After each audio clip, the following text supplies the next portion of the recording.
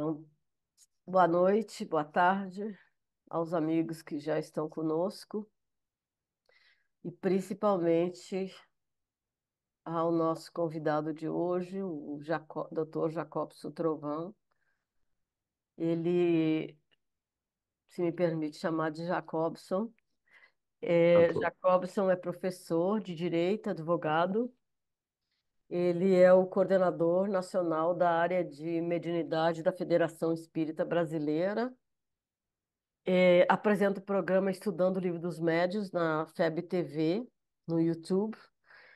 Escreve vários artigos do Reformador, são imperdíveis. Aconselho o nosso pessoal a buscar o Reformador, que é uma revista séria e onde encontramos muitos subsídios. E ele é um autor de um livro, Psicofonia. É, uma análise da obra de André Luiz. E esse livro eu recomendo, porque eu estou lendo, cada vez eu acho uma coisa a mais para aprender. Muito obrigado, Jacobson, por essa obra fantástica. Então, nós temos aqui hoje todos nós do curso, né? Mas principalmente eu e a Andréa vamos ficar junto com o Jacobson, fazendo as perguntas e fazendo a moderação. Podemos conversar? Está com a palavra primeiro você, Jacobson. Quero agradecer imensamente o convite que foi feito para esse estudo, né, em que possamos rever alguns tópicos da mediunidade na luz da doutrina espírita. Recebam todos o meu abraço carinhoso, o meu abraço fraternal. Muito obrigado. Obrigada a você. Andréa, você gostaria de dizer umas palavras? Agradecer aqui, muito bom a gente tá. Eu sempre escuto enquanto eu estou fazendo uma atividade física, eu escuto o livro dos médiuns comentados por você, então é muito bom ter essa oportunidade pessoalmente de além da leitura do livro dos médiuns, ter essa oportunidade de escutar o estudo através do YouTube e agora ter presencialmente via web também essa oportunidade. Acho que todos aqui têm o mesmo sentimento, né? Muito obrigado. Então vamos começar. Quem começa? Eu posso fazer a primeira? Pode. Então, a primeira se relaciona à evocação dos espíritos. No livro dos Médiuns, Kardec fala sobre a evocação dos espíritos. E no capítulo sobre a formação dos médiuns, ele fornece aos leitores um ABC sobre a evocação, né? Então, o que nós gostaríamos de ouvir, Jacobson, é que, embora o codificador tenha encorajado essa evocação, hoje em dia não é um tema, não digamos controverso, mas é um tema que geralmente não se faz na casa espírita ou não é prática normal da casa espírita. E sempre surge essa discussão nas nossas casas. Se você pudesse nos esclarecer, agradecemos. Nós temos que observar o trabalho único e ímpar de Allan Kardec.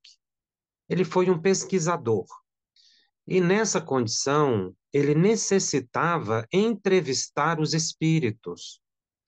E aí, dada a sua peculiaridade missionária, as evocações eram secundadas pelos espíritos superiores que criavam um ambiente apropriado para o desenvolvimento da tarefa. Então, ele tinha um objetivo bastante elevado. Era um ambiente totalmente desconhecido. Ele tinha muita percepção de que qualquer espírito que aparecesse poderia ocorrer ou gerar um aspecto de mistificação, de fraude. Então, ele adotou a técnica, a metodologia científica, que ele compreendeu como a razoável, a segura, que era evocar os espíritos e verificar como é que ele poderia estabelecer aquele diálogo com as entidades. Mas no capítulo que você menciona, no livro dos médiuns, consta muito mais. Ele fala da importância da evocação, mas ele diz também que as manifestações espontâneas não são menos importantes. e trazerem também um cunho de segurança, que nós não precisamos evocar espíritos que já são habituais na frequência da reunião mediúnica e que a evocação ela tem seus riscos também, porque não basta evocar para que o espírito compareça, nós temos que observar o merecimento de quem evoca, nós temos que ver a necessidade da evocação, se aquela evocação é séria, se aquela entidade está em condições de se manifestar. Então, toda a análise da evocação, da possibilidade da manifestação por evocação, ela decorre, essa averiguação, do mundo espiritual para o mundo material. Nós não temos um controle sobre os espíritos. Então, não basta a gente desejar a presença de uma entidade para garantir que aquela entidade esteja presente. E Kardec observa também que, embora a entidade manifeste, é necessário que se analise o conteúdo da mensagem para verificar se é compatível com aquele que está se apresentando ali, como a entidade evocada. Então, nós temos que observar o caráter missionário de Allan Kardec. E ele, ao explicar, como você colocou, o passo a passo da evocação, ele estava trazendo à baila o esclarecimento de como era o seu procedimento. E ele, em alguns momentos, chega a dizer que aquele seria um procedimento seguro. Mas o tempo passou, a doutrina se consolidou. E aí nós ficamos analisando as evocações na atualidade. Elas desapareceram? Não, elas não desapareceram. Uma prece é uma evocação. Então, quando nós fazemos uma prece na abertura de uma reunião mediúnica e imploramos a assistência dos bons espíritos, imploramos o amparo do nosso Mestre Jesus, de Deus, nós estamos fazendo uma evocação. Só que, a partir daí, nós devemos deixar a espontaneidade exatamente para que os espíritos tenham a liberdade de decisão sobre as manifestações que acontecerão, para evitar que a gente seja ludibriado dentro desse prisma que Kardec colocava. O merecimento de quem evoca, a necessidade, a seriedade e a possibilidade que o espírito tem de se comunicar, não é? Então, toda a espontaneidade ela é importante nesse trabalho, nessa tônica, porque os trabalhos mediúnicos hoje são regulares. Então, você não precisa ficar toda semana convocando uma entidade, porque eles já sabem que deve estar presente naquele momento. E também, qual é a finalidade da reunião mediúnica hoje?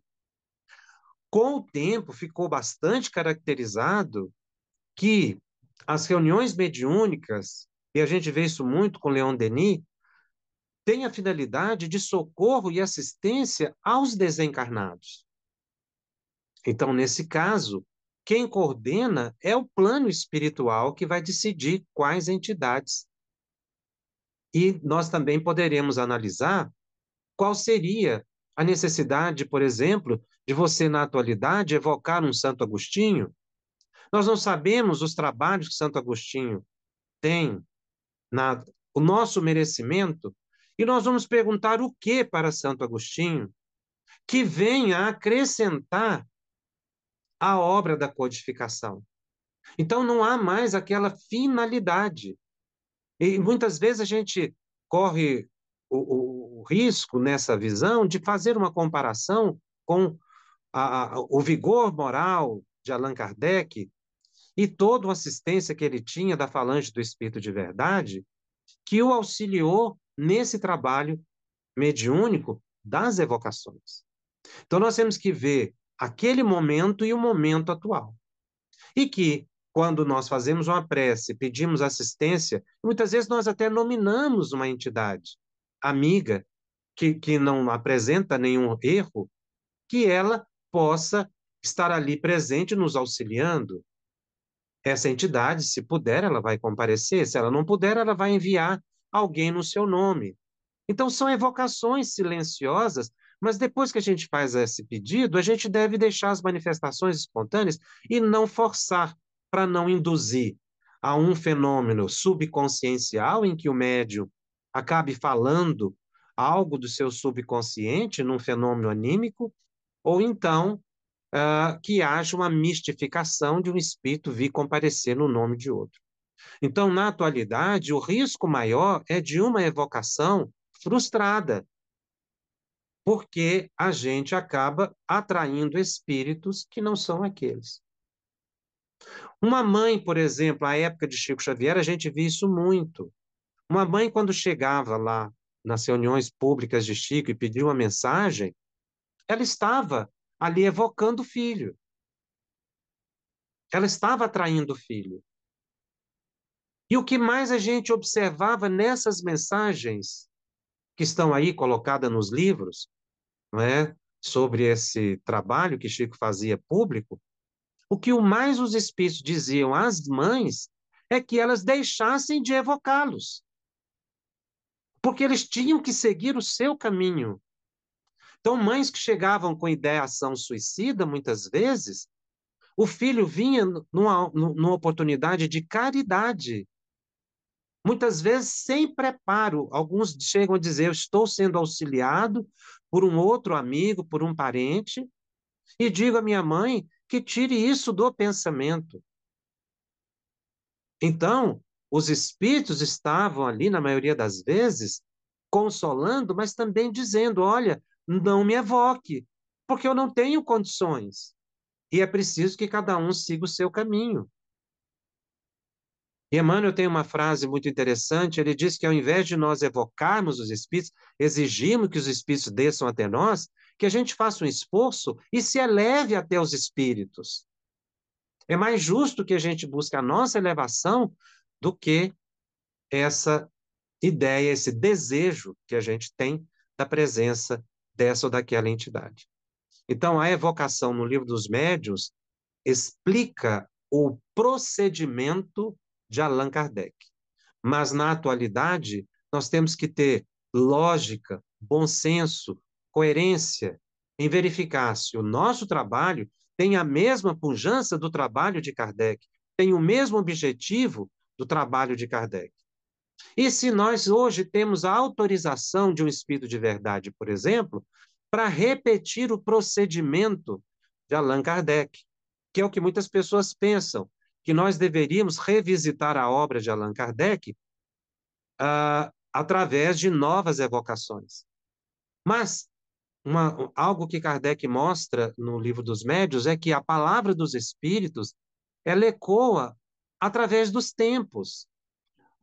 Novas revelações poderiam surgir, melhores esclarecimentos sobre pontos tratados na obra surgiriam no futuro, mas já não mais com aquela tônica de pesquisa para estabelecer uma doutrina como a que foi trazida por Allan Kardec. Então, realmente, no campo da atualidade, no ambiente atual, nós devemos prestigiar toda a simplicidade e toda a espontaneidade.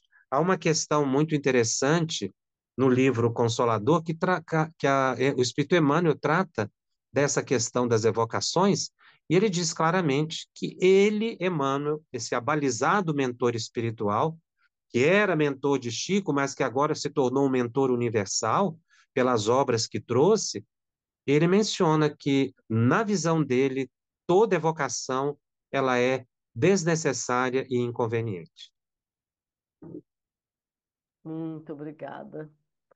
Teria mil mais indagações e notas só nessa discussão a respeito da evocação. E vou deixar para o final, para nós não interrompermos a sequência que mais ou menos tínhamos aqui, que foi trazida.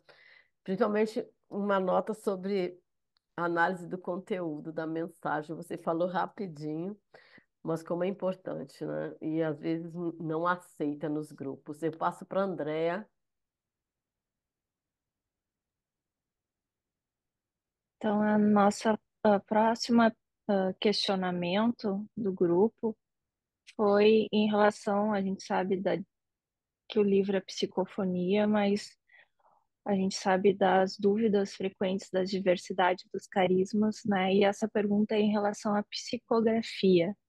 Então, durante a educação mediúnica do médium, inicialmente, há diferenças, percepções do médium em relação às percepções, sensações físicas. Então, na psicografia, alguns médiums sentem sensações de arrepios, outros podem sentir um movimento involuntário, algo que o próprio médium tem que controlar a força daquela mão, né, que vai trazer a manifestação através da psicografia, dependendo do espírito comunicante. Então, a pergunta é por que a divergência entre as percepções e se há diferenças no início do aprendizado mediúnico, né? E se essas percepções vão mudando ao longo da evolução do entendimento, do estudo do médium e das sensações no corpo físico. É mais ou menos isso, né? Ah, inicialmente é importante a gente observar que o fenômeno da comunicação mediúnica, seja na psicografia ou na psicofonia, são iguais. O processo é o mesmo. A diferença é que, no médium, ele pode falar, num outro momento, ele pode escrever. Mas o mecanismo de sintonia do médium com o comunicante é exatamente o mesmo. Então, o médium vai utilizar aquilo que é mais favorável, que facilita mais para que ele transmita a mensagem. Na atualidade, nós temos visto que popularizou-se muito mais a psicofonia do que a psicografia. Talvez por causa do caráter das reuniões mediúnicas, que é de socorro aos desencarnados, e um diálogo mais direto, através da psicofonia, favoreça. Mas não há diferença entre um procedimento e outro. Agora, cada pessoa sente, num grau particular, os sinais ou sintomas de mediunidade. Varia ao infinito. Na verdade, a gente não pode dizer assim se uma pessoa tem ou não mediunidade, se não observar esses sinais ou sintomas que poderiam indicar. E como disse, varia ao infinito, porque cada pessoa vai transmitir ou refletir na sua mente, no seu corpo, as impressões próprias que traz da dimensão espiritual. Nós temos que lembrar que estamos na dimensão espiritual. A dimensão espiritual nos rodeia. Tanto é que todas as noites, quando nós dormimos, nós saímos do corpo, a chamada emancipação da alma, e estamos na dimensão espiritual. Então, a dimensão espiritual nos rodeia. O médium, portanto, como nós todos, médiuns genericamente falando, estamos mergulhados no mundo espiritual. E cada um de nós vai psicossomatizar as impressões que tem dessa dimensão espiritual. Se o ambiente é elevado, se o ambiente é inferior. Então, nós poderemos ter sensações somente psíquicas, uma vertigem, um mal-estar, uma dor de cabeça, ou trazer isso para o ambiente fisiológico, como um tremor, tremor no corpo, tremor no braço, uma dor no braço que vai psicografar, um peso muito grande ou movimentos involuntários. Mas é importante dar o seguinte destaque: nós somente concluiremos se o indivíduo é médium depois que ele começar a experimentar, quando ele possivelmente entrar numa prática mediúnica. Então, esses sinais, eles são subjetivos e se misturam muito com enfermidades. Existem enfermidades que dão todas essas sensações que eu mencionei: dor de cabeça, vertigem, mal-estar, dor num braço, peso, movimento involuntário. Tudo isso é perfeitamente diagnosticável pela medicina. Então, como é que a gente vai fazer? Primeiro, é preciso que a pessoa, sentindo algum sintoma de enfermidade ou de algo que lhe seja novidade, não é, nas sensações e percepções, ela deve buscar o médico. Excluída toda possibilidade de enfermidade, é que nós vamos partir para a dedução de que pode ser mediunidade. Então, a gente chega a uma definição de mediunidade por exclusão e não como primeira opção. Agora, a pessoa pode ter todas essas sensações, e isso ser decorrente de uma convivência com um plano espiritual negativo. Ela está psicossomatizando vibrações, emoções, fluidos que ela está captando do ambiente que frequenta, é a chamada psicometria, ou de um espírito que possa lhe estar transmitindo essas sensações. Daí porque, quando a pessoa tem esta ou aquela sensação, ela não deve ir de imediato para uma reunião mediúnica, que é o lugar que vai caracterizar se ela é médium, tem compromisso com a mediunidade ostensiva ou não. Então, ela precisa de um tempo para que essas sensações entrem num plano de autocontrole, que é o chamado desenvolvimento mediúnico. Agora, a expressão desenvolvimento mediúnico engloba um período de harmonização, em que ela deve tomar passes, frequentar reunião pública, não necessariamente ir para um estudo, porque de mediunidade de imediato, porque muitas vezes a mente da pessoa ainda não está devidamente equilibrada. Mas isso já faz parte da harmonização dela, do reequilíbrio da pessoa. Porque uma dor de cabeça, uma dor de estômago, um mal-estar provocado por uma entidade já denota desequilíbrio do indivíduo. E a gente não vai desequilibrado para a reunião mediúnica. A gente vai para a reunião mediúnica porque está equilibrado. Então, depois que se equilibra, ela vai entrar por um período de estudo, que cada instituição estabelece o seu período de estudo, não é? Esse período de estudo também compõe o processo de desenvolvimento, porque é aí que ele vai adquirir harmonia mental. Muitas pessoas dizem assim, mas isso é muito longo. Como é que eu vou ficar com essas sensações todas? Mas é o período em que o indivíduo deve aproveitar para aprender a dominar essas sensações e essas percepções, a ter um controle mental, porque desenvolvimento da mediunidade é controle da mente. Para um médium psicofônico ou psicógrafo, escrever é o mais fácil, falar, entrar em transe psicofônico ou de psicografia é o mais simples. O que ele precisa aprender é se controlar para não incorporar.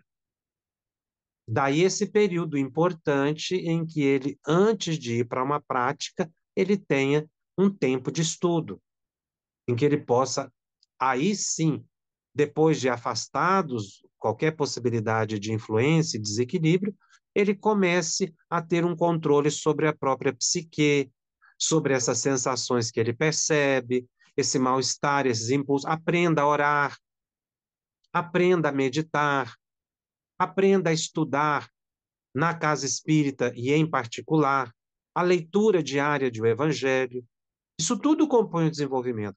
Quando ele chega para a reunião mediúnica, aí ele vai para uma prática, para um exercício fisiológico, um treinamento, ou de fala ou de escrita.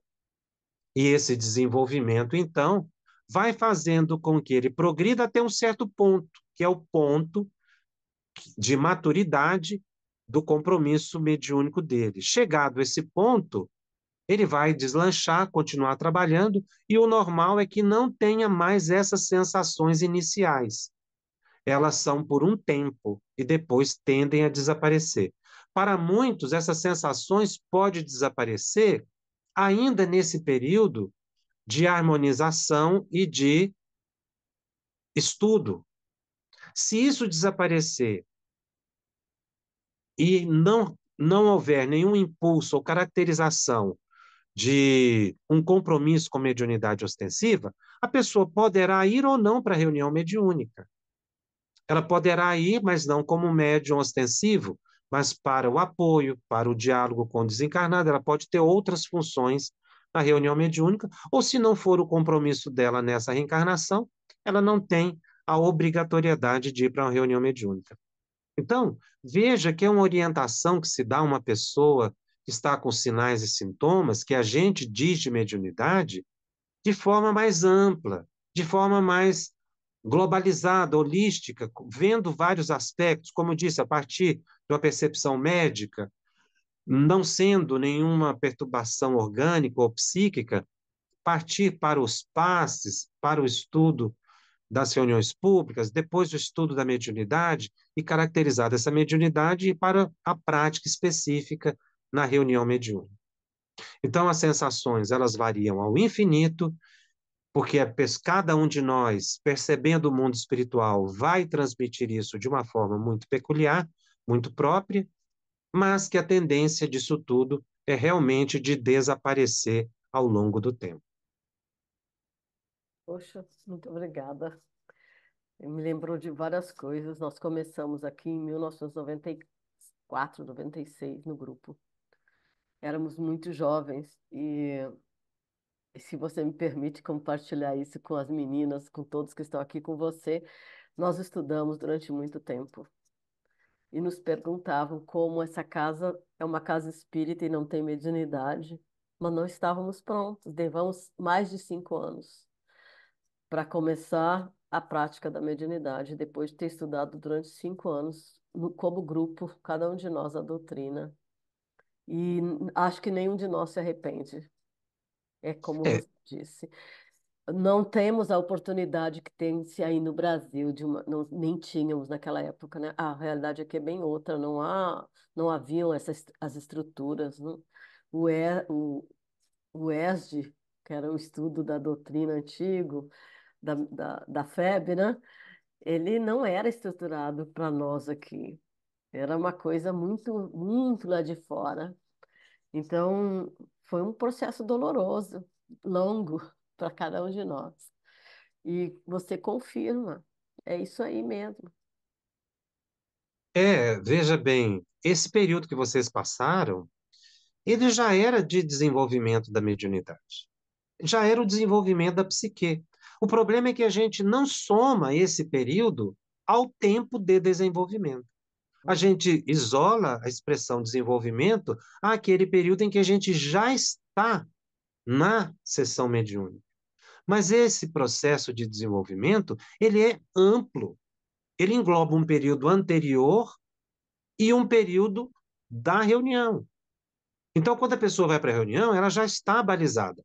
E, e há um outro aspecto que a sua fala nos suscita, é de que quando Allan Kardec publicou o livro dos médiuns, o livro teve uma repercussão muito grande, todo mundo queria começar a reunião mediúnica, porque a primeira percepção que se tem é de que o livro dos médiuns é para fundar a reunião mediúnica, mas na verdade ele não tem esse viés, né? Ele é um tratado, um estudo da psique humana, analisando essa faculdade, que é a faculdade mediúnica. Mas na época de Kardec, todo mundo começou a teve a vontade de começar reuniões mediúnicas por toda a Europa, por Estados Unidos. Então as pessoas não tinham médiuns e começaram a mandar carta para Kardec. Como é que nós vamos começar uma reunião mediúnica sem médium? Nós não temos médiuns. E aí Kardec me sai com uma resposta que eu achei assim fantástica. Muda a visão da gente sobre a prática mediúnica e a reunião mediúnica.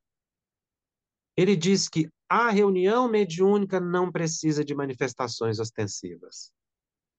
Eu achei isso muito interessante, porque a primeira coisa que a gente pensa em reunião mediúnica é a manifestação de espíritos.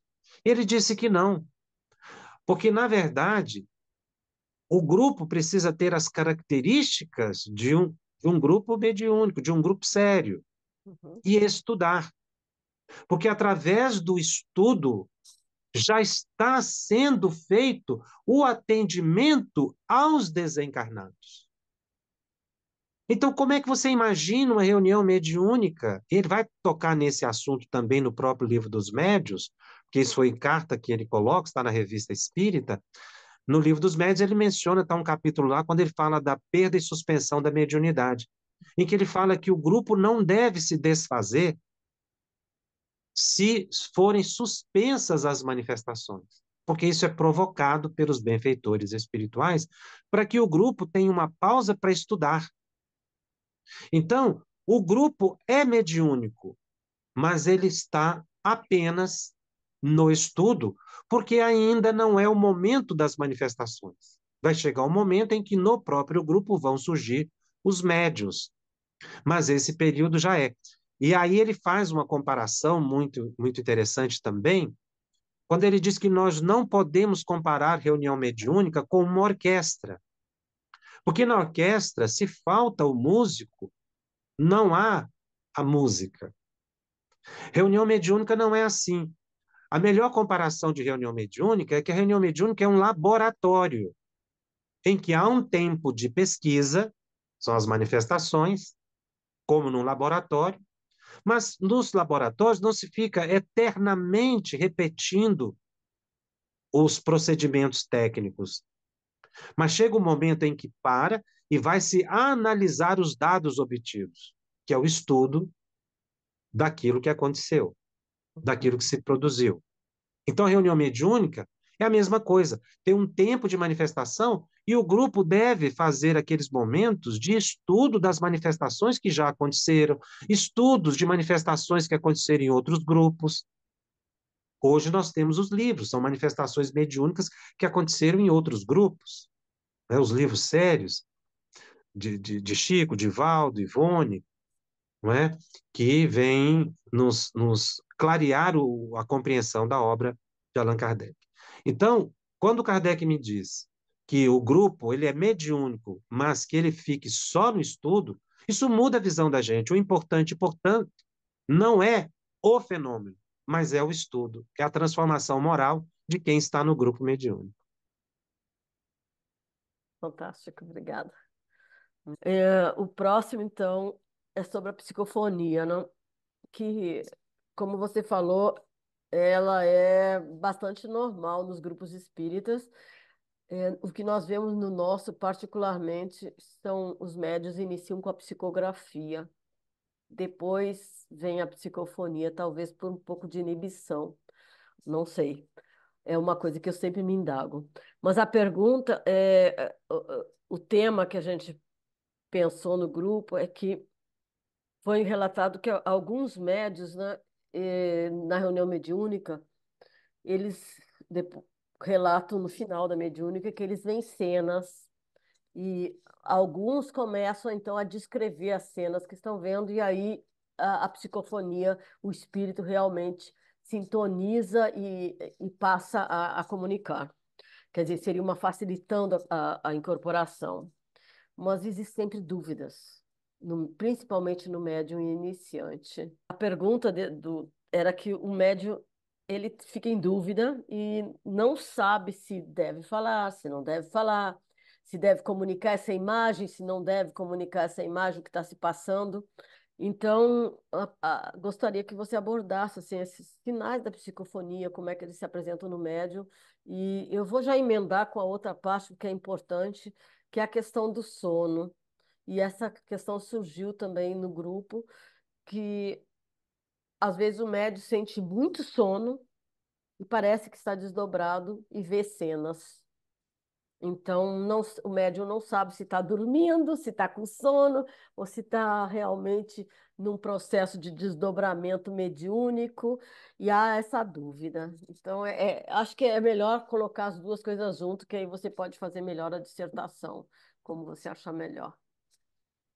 Bom, vamos na questão do médio iniciante. Como eu disse, o processo de captação do pensamento do comunicante é idêntico na psicofonia e na psicografia. A diferença vai ser que um vai transmitir a mensagem escrita e o outro vai transmitir a mensagem falada. Como é que é essa opção? É o que fica mais conveniente ao médium. Então, vocês começam com a psicografia. Ótimo, perfeito. Se esse médium tiver compromisso com a psicofonia, passado esse período de treinamento da escrita, ele vai sentir vontade de falar. Perfeito, porque nós temos uma captação comum, única. Então, ele vai ficar naquela faculdade, naquele exercício que for mais conveniente a ele, que for necessário ao grupo. E se o grupo é de atendimento aos desencarnados, é natural que se fixe mais na psicofonia, porque aí permite um diálogo e as mensagens acabam ficando para espíritos melhorados, amigos, mentores, né, que trazem o seu recado por escrito, que não precisa de um debate. Agora, como é que é o envolvimento do médium? Aí é que está a questão que o médium precisa entender. Para que a transmissão de pensamento ocorra, é necessário que haja um encontro de perispíritos. O perispírito do médium e o perispírito espírito. Eles se aproximam e se tocam. E um espírito, ele não transmite para o médium palavras, mas pensamentos e emoções.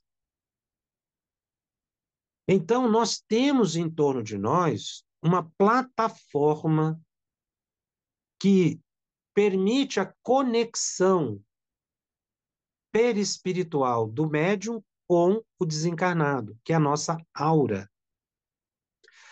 A nossa aura, ou atmosfera fluídica, na expressão de Kardec, que envolve o nosso corpo, que é uma expansão perispiritual, ao se encontrar com a atmosfera fluídica do espírito, começa uma transmissão de imagens.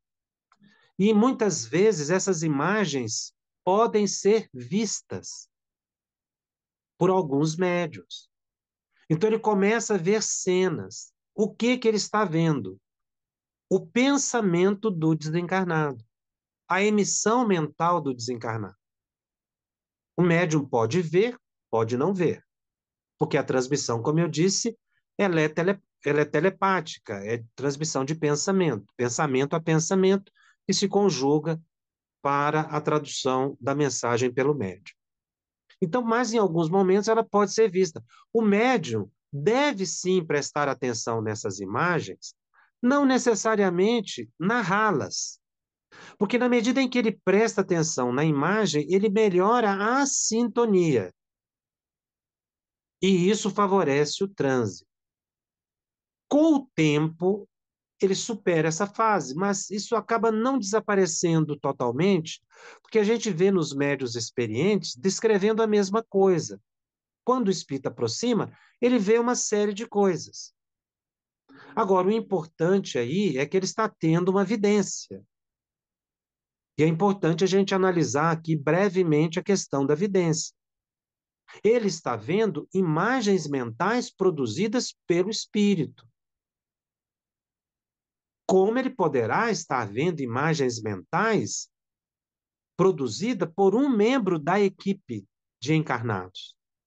Então, ele deve ver aquela cena e ficar muito sereno, observando e verificar se realmente é da entidade.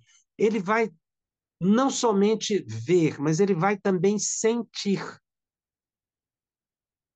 esse pródromo do transe, podemos dizer assim, é chamado de fenômeno psicométrico. Há uma psicometria anterior ao transe, que é esse encontro de auras e leitura fluídica que o médium faz das emissões do desencarnado. Uma leitura do fluido, que é o que na mente dele pode surgir como uma visão ou pode surgir como um pensamento. Então, na medida em que ele se concentra nisso, o transe favorece. Ele não precisa ter dúvida. E ele deve falar aquilo que lhe comece a chegar na mente, porque se ele fizer a seleção, se ele tentar estabelecer uma autocrítica, ele trava, ele impede a manifestação. Quem deve fazer essa análise é o dirigente, que fará essa análise com ele depois, sobre o conteúdo da mensagem. Mas ele é iniciante, então ele fica muito consciente ainda, se sendo variando de pessoa a pessoa, não é a sua característica mediúnica. Então ele deve começar a falar e não se preocupar. Claro que ele não vai falar coisa inconveniente, mas ele deve ir verbalizando o que ele está percebendo, o que ele está sentindo. Eu estou sentindo esse mal-estar, eu estou sentindo esse envolvimento.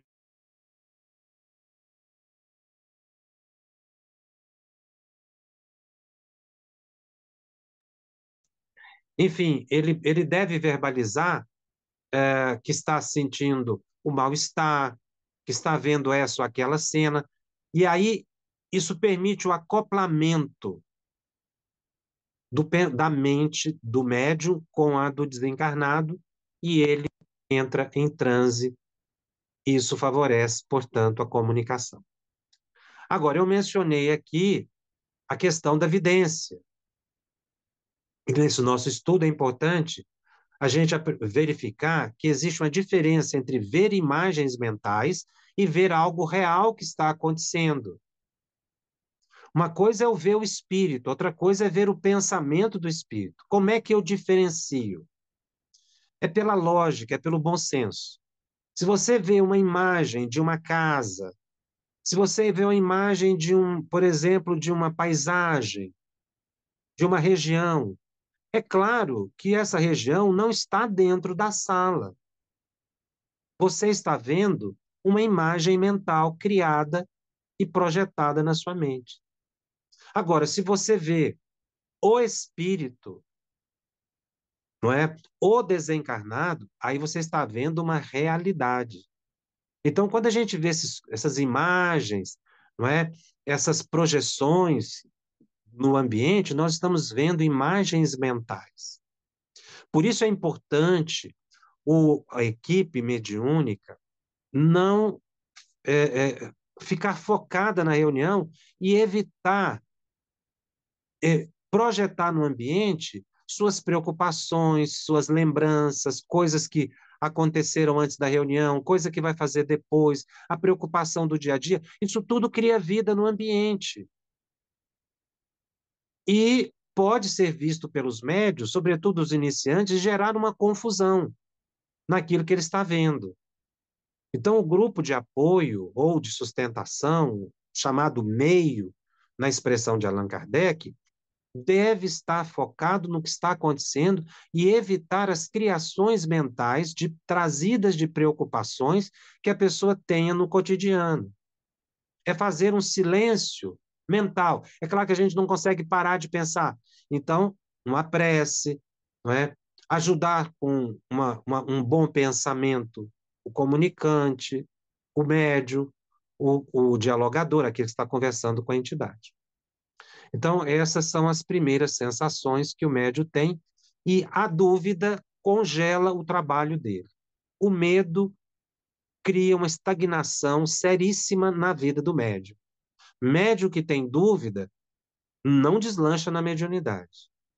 Então, ele, para dissipar a dúvida, ele precisa de duas coisas. Primeiro, estudo. Segundo, confiança. Confiança na equipe, confiança no dirigente, não é? Na seriedade do trabalho que está envolvido e não tem inibição. Se ele ficar muito inibido, ele vai impedir o transe mediúnico. Então, não é momento da pessoa ficar com dúvida, com crítica, autocrítica no caso. Será que é meu? Será que não é? Não, ele deve falar, ele deve verbalizar. Com o tempo, isso vai ficando claro. Só a prática é capaz de ajudar o médium a discernir claramente se o pensamento é dele, se é do comunicante. Agora, em relação ao sono que você coloca, existem dois tipos de sono: o sono hipnótico e o sono natural. O sono natural é o que a gente tem toda noite, quando vai dormir. Esse sono natural pode acontecer na reunião mediúnica, que decorre de um cansaço, porque apagou a luz, porque o ambiente ficou silencioso. A pessoa pode sentir sono. Ou ser o sono hipnótico, que é controlado pelos espíritos, que naquele médium que tem aptidão para o desdobramento, ele vai sentir uma sonolência, mas é uma sonolência hipnótica. E ele vai perceber que ele não estava com sono, de repente ele começa a ficar com um sono irresistível. Ele não resiste, porque o sono é hipnótico. O outro, natural, ele não resiste porque ele está cansado mesmo. E nos dois casos vai acontecer o desdobramento. Tanto no sono natural de uma pessoa dentro da sala da reunião mediúnica e o hipnótico. Só que aí é que acontece algo muito sério. Aquele que dorme na reunião mediúnica, ele desdobra sim, só que ele cria um tumulto na reunião mediúnica, porque não está programado aquele tipo de desdobramento. Ele pode sair da sala. Eu já vi casos de médios narrar que sonhou. Se ele sonhou, é porque ele estava realmente num sono profundo e pode ter se ausentado da sala, perturbando as barreiras de proteção da reunião mediúnica, ou ficar ali próximo do corpo, também perturbando a reunião, porque ele estará envolvido com os seus pensamentos, o seu subconsciente. Não se deve dormir em reunião mediúnica. Agora, esse sono natural, quando a pessoa dorme, ela perde todos os sentidos, ela dorme mesmo. Ela, como disse, ela pode sonhar, significando que ela já não está tendo nenhuma percepção sensorial. Ela está envolvida com o seu subconsciente, com a sua própria mente.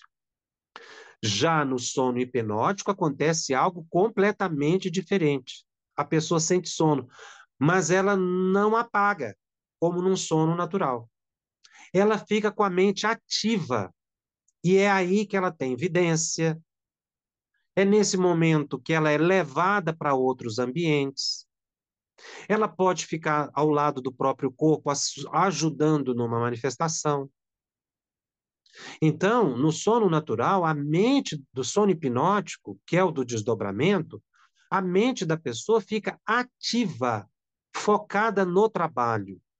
Ela fica mais concentrada no trabalho. Pode ter uma parcial consciência, sim, saber que está no corpo e, ao mesmo tempo, fora do corpo, que são os médios de desdobramento consciente.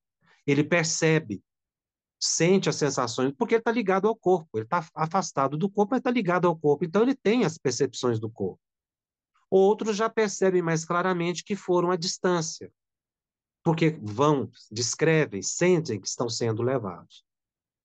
Mas a experiência mostra que o médium de desdobramento, ele não tem as mesmas sensações de um sono natural, porque a mente fica ativa, ele fica alerta e percebendo o que não percebia quando estava ligado ainda ao corpo, fora do desdobramento.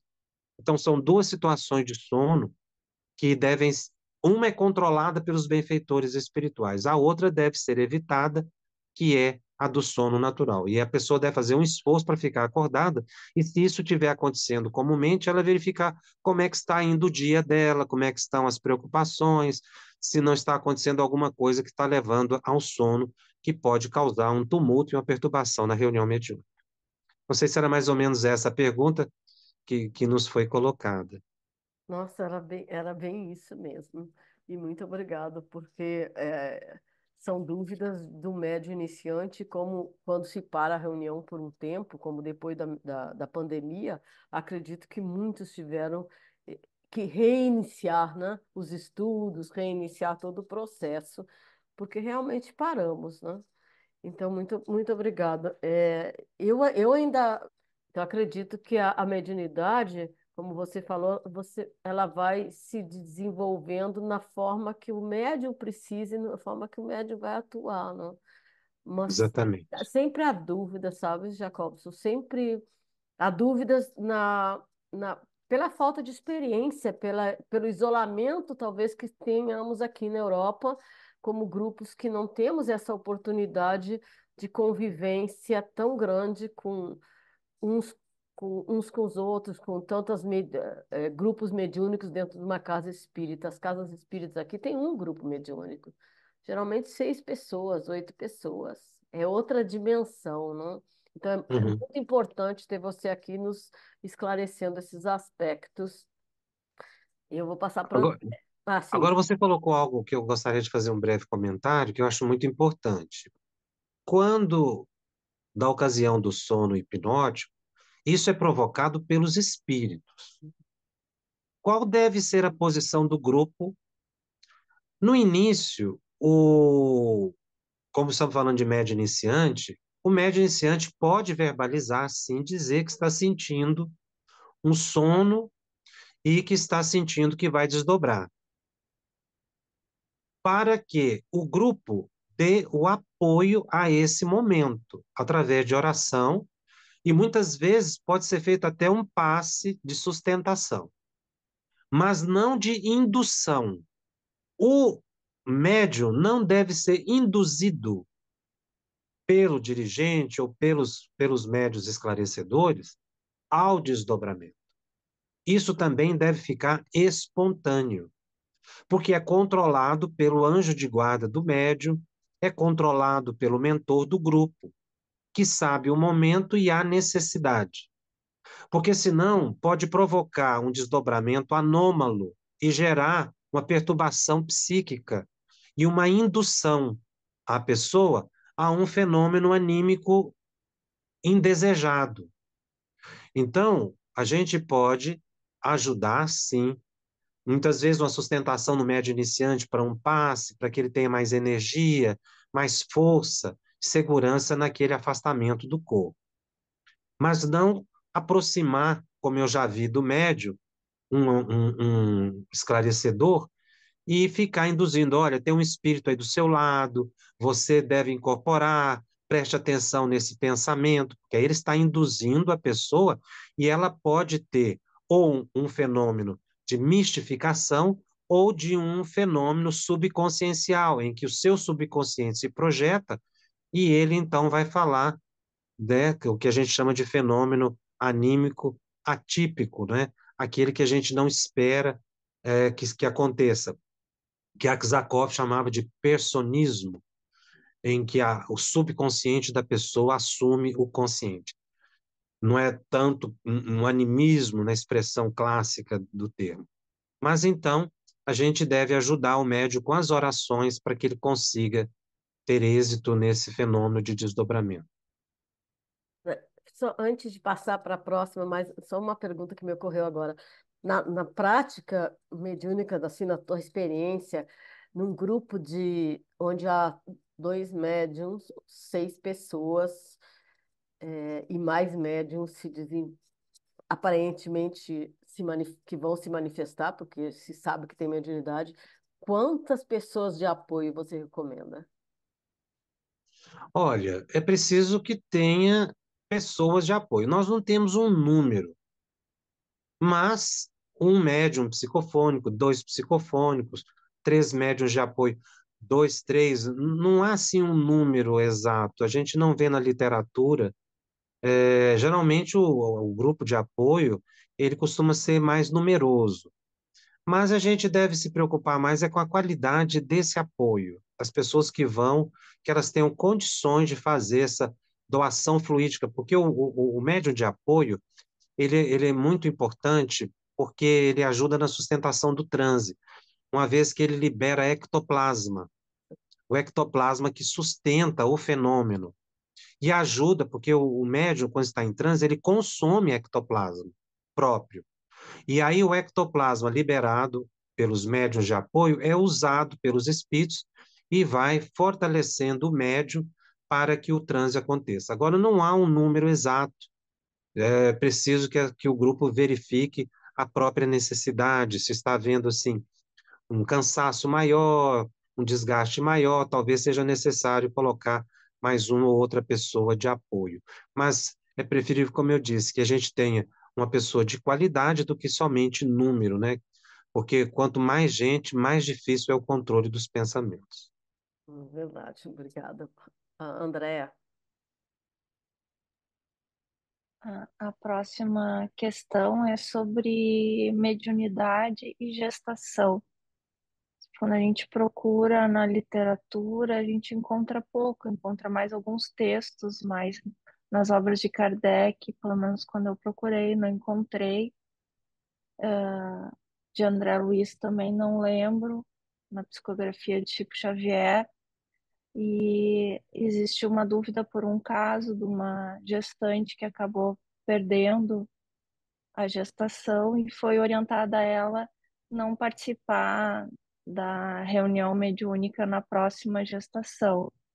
Porém, a gente sabe de outros casos que ocorre a gestação durante toda o trabalho mediúnico, até engravidam, né? Eu conheço uma pessoa que engravidou, teve toda a gestação até o final e foi tudo bem, né? O que a gente percebe é que às vezes diminui um pouco a manifestação através dessa gestante, né? Como se fosse uma proteção, dependendo da manifestação, uma proteção para essa criança que está vindo à vida. A gente gostaria de saber se tu tem algo para nos falar em relação a isso, uma orientação em relação às médiums grávidas, se deveriam parar de frequentar as reuniões mediúnicas ou, ou isso se mantém e há uma proteção e aonde a gente pode encontrar literatura sobre isso? Realmente a literatura é bastante escassa. Nós temos uma resposta de Chico Xavier sobre exatamente essa questão no livro Chico de Francisco, em que ele menciona o primeiro trimestre de gravidez e após a mulher poderia se afastar.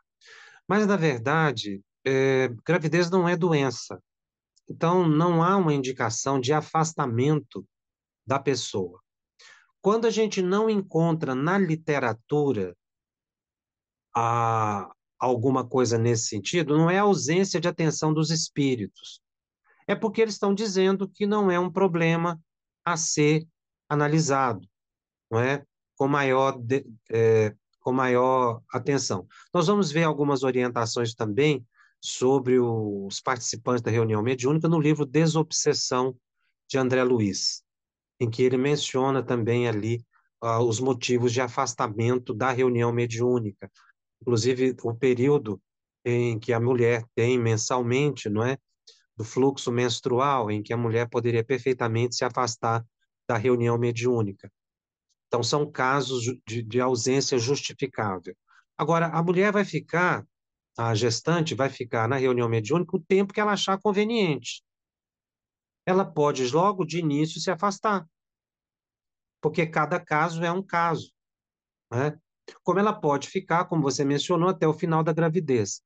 Vai depender muito da função dela na reunião, do tipo de entidade que manifesta, do desconforto. Então, veja, quando o Chico fala depois do terceiro mês, a mulher já pode pensar no afastamento, é porque aí já começa a ocorrer as transformações corporais.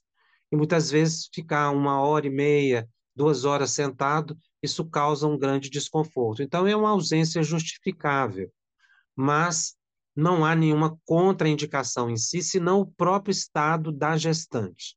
É ela que vai dizer até quando deve ficar ou não. Para o grupo, para o dirigente, isso vai ser indiferente, senão a preocupação com a saúde dela. Eu digo indiferente no sentido de ter que determinar a ela o que fazer, não é? É preferível que essa observação venha da própria gestante e ela diga, olha, a partir de agora eu não venho mais por causa desse desconforto ou porque já estou gestante, enfim. Cada uma vai colocar um motivo. Mas o tempo é o tempo que a própria gestante achar conveniente. Então, seria mais para o conforto físico da própria gestante. O conforto físico. Se não, Interferência mediúnica na criança que está na barriga da mãe, não há nenhuma interferência que vá ser deletéria ao desenvolvimento dessa criança durante a gestação, porque há não, uma proteção, né? não temos como afirmar isso, que vai haver algum prejuízo para a criança. Se os espíritos estão dizendo que, inclusive nesse período inicial, a mulher pode participar perfeitamente, é porque não há nenhuma interferência na criança, não é? Não há nenhum prejuízo à saúde do nascituro aí no caso. A mulher pode permanecer perfeitamente na reunião mediúnica. Agora me ocorreu que os mentores certamente induziriam um afastamento se tivesse problema para aquele espírito reencarnante. Não sei se você Sim, claro, a concorda, mulher vai ter a mas intuição, não é? acredito que haveria um afastamento espontâneo, como quando a gente se sente fraca por causa de uma doença e não consegue participar da mediúnica, né? Na verdade, os espíritos até acho que facilitam que a gente fica repousando. Você está com Covid, ou mesmo que não fosse uma doença infecciosa, uma doença que o médico não consegue se locomover ou alguma coisa assim. Eu não sei. E há casos e casos, né? Porque vemos Divaldo Franco participando das mediúnicas até hoje e Joana dizendo que é o dever, a responsabilidade dele. Então, não podemos nos comparar, é claro, com o Divaldo Franco. Não temos essa mediunidade missionária, mas acho que, como você disse, casos e casos, né? Obrigada. A pessoa vai ter intuição de quando deve se afastar da reunião mediúnica. Às vezes, uma própria pressão arterial alterada, né, Uhum. ela indica o afastamento da reunião mediúnica. Então, vai depender exatamente da segurança à saúde do participante que justificaria o seu afastamento. Obrigado, Jacobson. É, o próximo daqui, acho que você já falou um pouco, mas nós podemos falar novamente e abordar o afloramento da mediunidade, né? E sobre o aspecto de como o coordenador da reunião mediúnica deveria orientar o médium ou estudar ou não. Você já comentou alguns fatores sobre essa mediunidade que está aflorando e como discernir a mediunidade dos fatores anímicos. Isso a gente ouve muita pergunta, toda a discussão que temos sobre a mediunidade, invariavelmente alguém faz a pergunta sobre o animismo, que ainda é muito mal entendido no nosso meio, principalmente. Eu compreendi. A expressão animismo, ela foi criada por Alexandre Aksakov. Há um livro, Animismo e Espiritismo, em 2 volumes, em que ele justifica a expressão. E ele trata dessa matéria a partir dos próprios estudos de Allan Kardec. Kardec não usou a palavra animismo, mas ele usou a expressão influência do médium nas comunicações. O capítulo do livro dos médiuns, Influência do Médium nas Comunicações, é o capítulo sobre animismo, porque é a contribuição do médium no transe mediúnico, que é inafastável. Então, o fenômeno anímico típico é aquele em que a alma do médium produz o fenômeno. Então, desdobramento é um fenômeno anímico, porque é a alma do médium que se afasta do corpo. A vidência é um fenômeno anímico. Porque o médium é que vê. Se na psicofonia, o transe é mediúnico, porque tem um espírito que se utiliza do corpo do médium para transmitir uma mensagem. Mas na vidência, quem é que está vendo? É um espírito que está vendo através do médium? Ou é o médium que está vendo? É o médium que está vendo. Então, é a alma do médium produzindo o fenômeno. Bicorporeidade é um fenômeno anímico. Transfiguração é um fenômeno anímico. Porque são fenômenos produzidos pela alma do médium. Então, isso é largamente estudado por Allan Kardec. A intuição, ela é anímica. Agora, se o médium transmitir a mensagem, ela vai ser mediúnica. Então, daí os espíritos utilizarem uma expressão muito comum a gente encontrar nas mensagens mediúnicas, a expressão fenômeno medianímico, em que o fenômeno é anímico e mediúnico ao mesmo tempo. Por quê?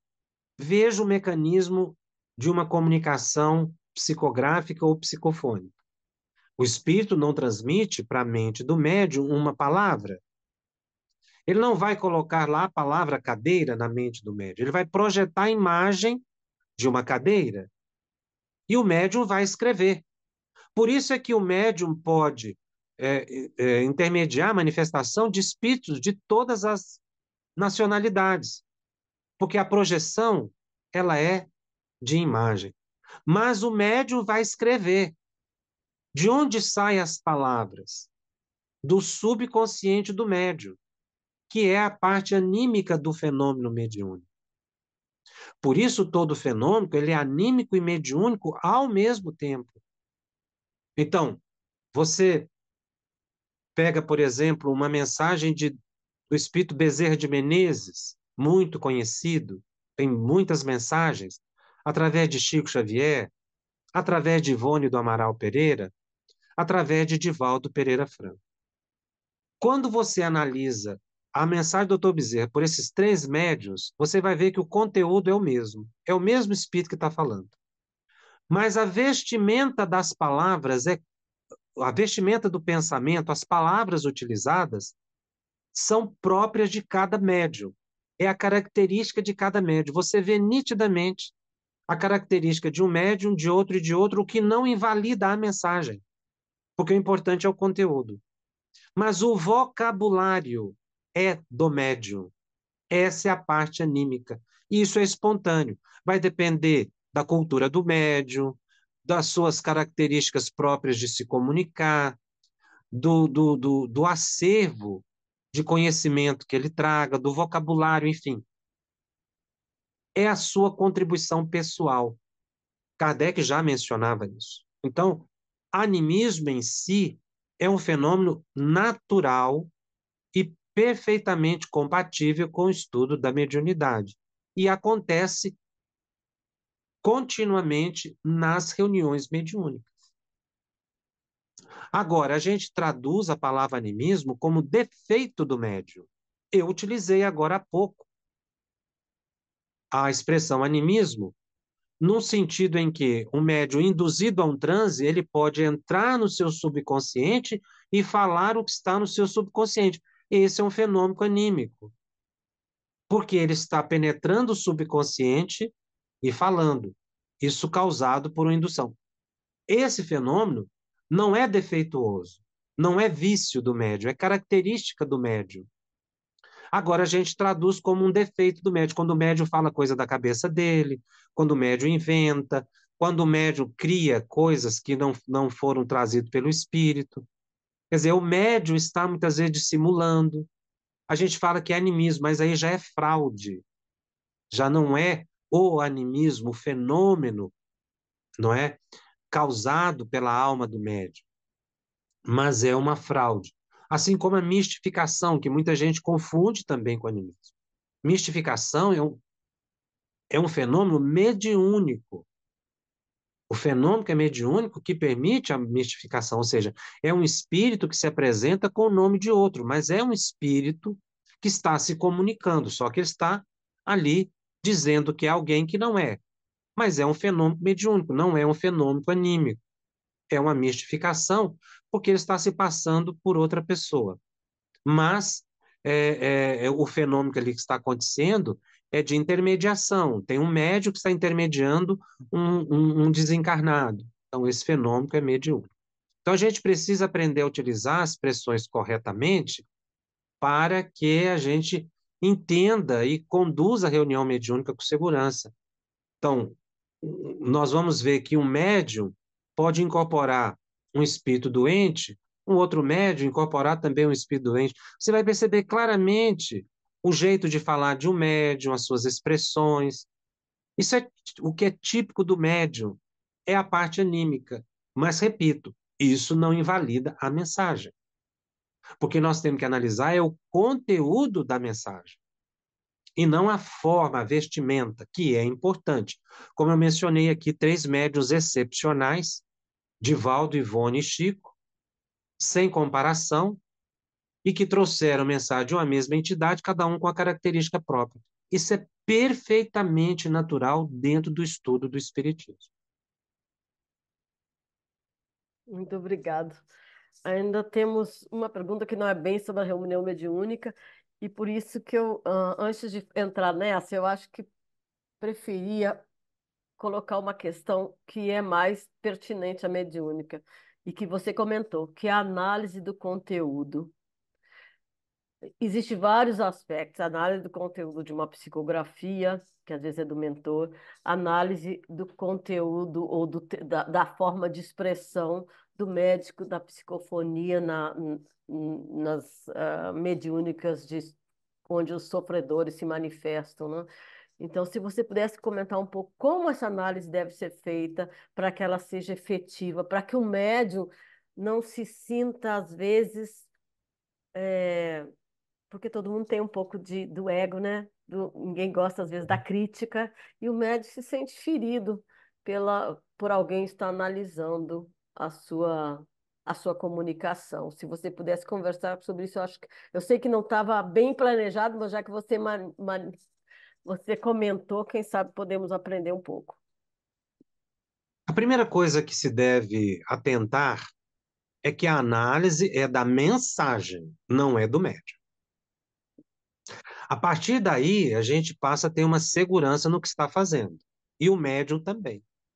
Quem deve ter maior interesse na análise de uma mensagem é o próprio médium, para que ele entenda melhor a sua faculdade e se livre do fantasma da mistificação, da obsessão. Então, o primeiro interessado deve ser o próprio médium. E ele deve se isentar, não foi ele que escreveu. O pensamento não é dele. Então, ele não tem que se melindrar. Uhum. É claro que esse exercício depende de uma certa maturidade, porque uma pessoa melindrosa é uma pessoa muito vaidosa e não aceita nenhuma observação. Mas aí já está havendo um desvio da finalidade, porque ele está misturando a opinião própria com a opinião do espírito. Então já está havendo aí um certo ruído, uma certa perturbação. Então, nós temos que separar uma coisa da outra.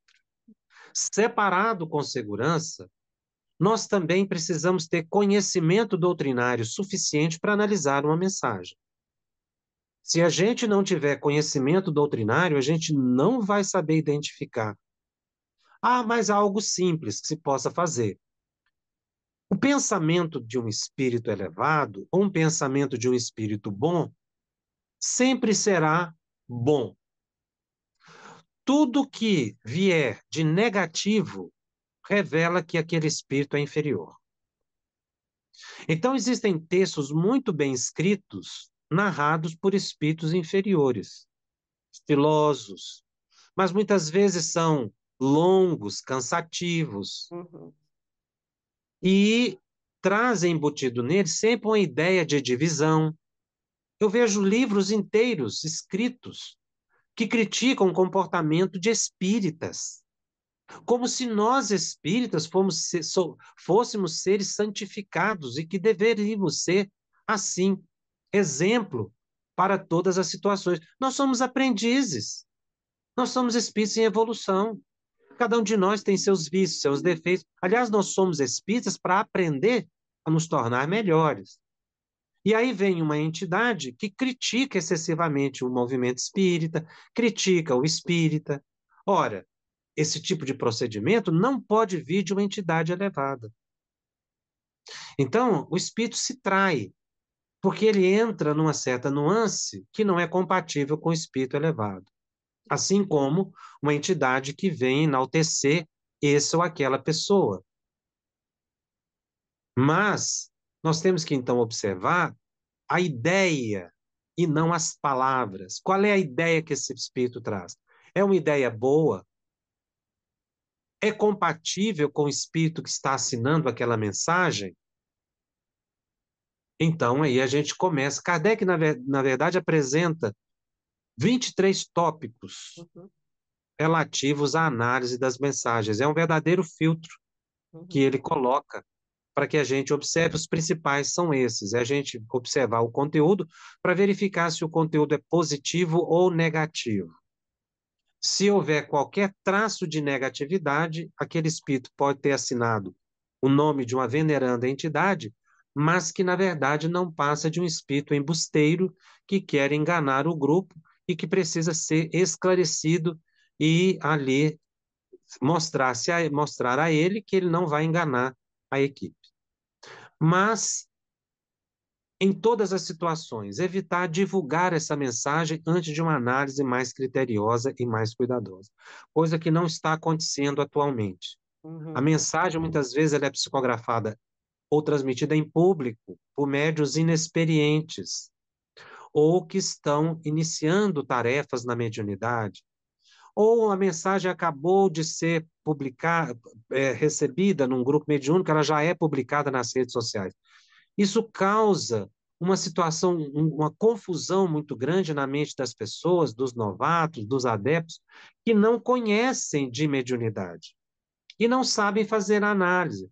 Aliás, há uma credulidade excessiva na atualidade. Tudo que vem dos espíritos se coloca como algo elevado, como algo que deve ser trazer uma certa espécie, que deve ser acatado, respeitado, e não é assim. Os espíritos são enganadores, os espíritos mentem e querem criar adeptos ignorantes. Tem espírito que chega ao ponto de dizer que não se deve estudar, que não precisa estudar. Já vi médios dizer que os seus mentores disseram que ele já tinha estudado bastante, que não precisava estudar mais. Então a gente vai vendo muita coisa absurda a partir de orientações supostamente de entidades elevadas. Então, na dúvida, a gente não deve divulgar, deve guardar um tempo e observar esse ponto fundamental. A ideia é positiva, é de um espírito bom. Então, às vezes, vem uma mensagem que nos concite a estudar o Evangelho. A gente pensa que isso é repetitivo, mas não há nada mais importante na nossa vida do que estudar o Evangelho. Quanto mais conselho nós tivermos sobre isso, melhor será. Mais vai nos ajudando a entender e a compreender o nosso papel, o papel transformador do Evangelho nas nossas vidas. Então, o importante é que a mensagem seja singela, que tenha uma formatação apropriada, mas que, acima de tudo, ela transmita um bom pensamento. Se houver divisão, crítica, comportamentos alheios, se tiver qualquer traço de vaidade, de personalismo, não vem de uma entidade elevada. muitíssimo obrigada. Muito valiosa as suas considerações. Nós temos 7 minutos. Você sabe que muitas crianças conversam, falam com os amiguinhos espirituais e os amiguinhos invisíveis que às vezes estão no próprio imaginário, na fantasia da criança, mas muitas vezes são realmente espíritos, né? E a pergunta é como lidar com essas situações quando se tem uma criança que continuamente está conversando supostamente com amiguinhos espirituais. E às É, vezes tem medo, às vezes se retrai. E a- Algumas crianças levam isso com muita naturalidade. Algumas podem ter medo, mas muitas não conseguem, às vezes, fazer a diferenciação entre uma coisa e outra, porque para a criança o fenômeno mediúnico é muito natural. Nós somos médiuns naturalmente.